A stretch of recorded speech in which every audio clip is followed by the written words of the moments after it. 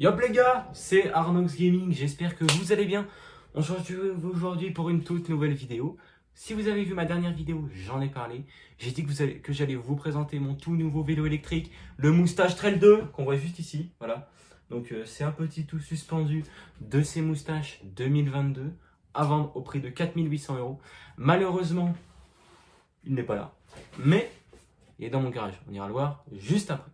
Juste avant que la vidéo commence les amis, cette vidéo est sponsorisée par Sodicycle à Lyon. C'est les boss du vélo les gars, c'est les boss, y a rien à dire. C'est un des premiers fournisseurs Specialized de France. Ils vendent du moustache, du Specialized, ils ont de tout. Voilà, si vous voulez des vélos, allez là-bas, je vous mettrai tout en description, l'adresse, le numéro, tout. Un gros coucou à tout le monde, voilà, c'est eux qui me permettent d'avancer un peu également sur la chaîne. Surtout, donc les amis, on va tout de suite parler du vélo. Et bah c'est parti, on va juste aller le voir dans mon garage, je vais le déballer un petit peu, enfin le déballer, je vais l'enlever de son pied et on va en parler vite fait. Allez, c'est parti. Donc les gars, on se retrouve là dans mon garage, donc là je vais vous montrer la bête qui est juste devant moi. Surtout si les gars, ce type de vidéo vous plaît, tu connais, abonne-toi, pouce bleu, pas besoin de répéter. Je vous montre tout de suite la petite bête, elle est juste là, je vous la montre, je vous la montre. Donc les gars, on se retrouve devant la bête, ce Moustache Trail 2 2022. Donc déjà les gars, je vais être honnête avec vous, ce coloris, je le trouve magnifique. Franchement, c'est un super beau rouge.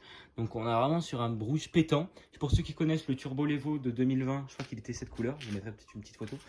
Là, on a donc un petit truc moustache, donc un cache, en fait, qui permet de cacher la batterie. Donc là, vous prenez un jeu de clé juste ici. Il vous permet donc justement d'ouvrir la batterie si vous prenez justement sur un porte-vélo.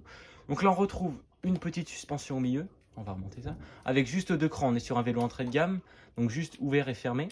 Je ne sais pas ni rien de la fourche, là je peux pas trop vous aider.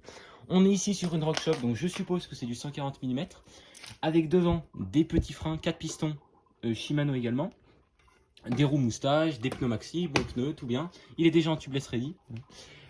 Sur la fourche, donc là si on monte, on peut voir donc qu'il n'y a pas de réglage. Donc là la fourche est directement réglée comme ça. Donc c'est une RockShox 35. Donc voilà, je connais pas trop là-dessus. On enchaîne avec donc une petite selle télescopique. Fonctionne très bien. Juste ici, le porte-bidon. L'arrière, le petit bémol, si je vais dire sur ce vélo, c'est son freinage. Il n'a pas de 4 pistons à l'arrière, donc c'est assez faiblard. Voilà.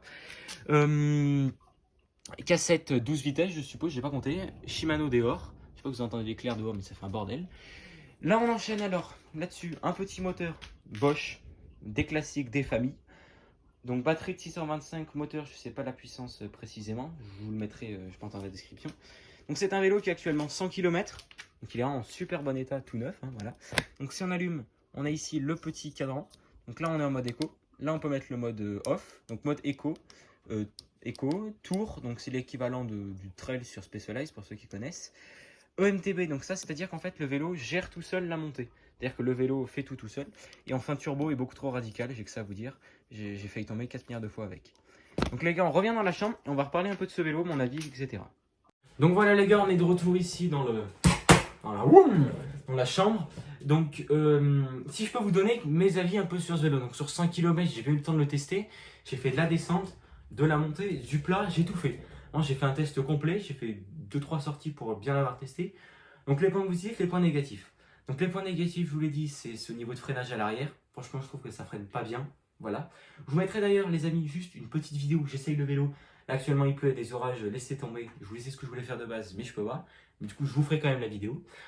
Ensuite, les petits bémols, je trouve, donc c'est justement en fait, c'est vraiment des problèmes d'entrée de gamme. Hein. Donc niveau fourche, etc., qui n'est pas beaucoup de réglage, entre guillemets, de fourche, ni ouvert, ni fermé. Il y a juste, pour la fourche de devant, je vous parle bien entendu, la fourche avant. Un vélo assez lourd, franchement. C'est du taille M, celui-ci. Et franchement, un vélo extrêmement lourd. On est à peu près à du 30 kg, je crois, sur ce vélo.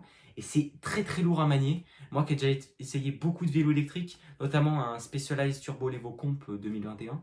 Donc en fait, c'est pour ça que au moment quand je parle Specialized, je compare à celui-là. Donc merci à eux également pour ce vélo. À Sodicycle. Donc ce vélo vraiment est, mis à part son poids et ce niveau de frein, c'est un vélo qui est plutôt bien dans son ensemble. Même si ce sont souvent des matériaux, des composants de pas très haute qualité. Par contre, son moteur et sa batterie sont du CX Performance Line, donc c'est le plus haut de gamme, si vous voulez, enfin pas le plus haut de gamme, mais c'est vraiment celui qui est monté de partout sur la plupart des moteurs, des vélos, on va dire, avec les moteurs et batterie Bosch. Donc super bien. Je trouve que la batterie est vraiment très accessible. Juste besoin de cette clé pour ouvrir. Même si par exemple vous cassez le cache en dessous, vous pouvez toujours le changer. Donc au moins ça n'abîme pas votre canne. Et je trouve que c'est super bien pensé du côté de Moustache. Là-dessus c'est très très fort. Parce que les autres marques ont de l'alu en dessous. Et du coup si vous prenez un gros caillou etc. ça peut rayer votre canne, voire même l'enfoncer si c'est du carbone. Et rarement si c'est de l'alu quand même. Donc je trouve que ce cache sur plastique c'est vraiment super bien. Ou même si ça casse ou s'il y a quelque chose ça peut toujours se changer. Qu'est-ce que j'ai pas dit? Bah franchement je trouve que c'est un vélo qui a tout d'un grand. Franchement il n'y a rien à dire. Il freine super bien le frein avant. Il freine super bien, pneu nickel, selle bien. Voilà, donc c'est un vélo comme je vous l'ai dit qui coûte 4800 euros. Je vous dirai pas le prix que je l'ai payé moi parce que sinon ça va vous dégoûter. Mais voilà.